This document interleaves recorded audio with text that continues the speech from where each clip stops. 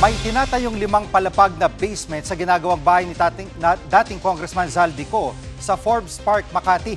Ayon kay DILG Secretary John Vic Remulla, base yan sa kopya ng building permit application at construction plan na nakuha mula sa Village Association.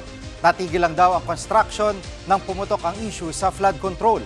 Palaisip pa naman para kay Remulla kung para saan ang ganong kalaking basement.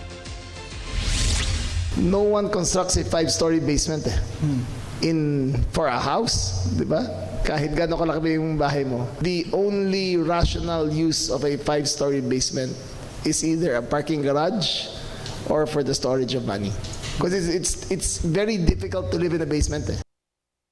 Mga kapatid, Jig Manikad po, pagdating sa mahalagang balita sa loob at labas ng bansa, dapat una sa lahat, mag-follow at mag-subscribe na sa social media pages ng News 5.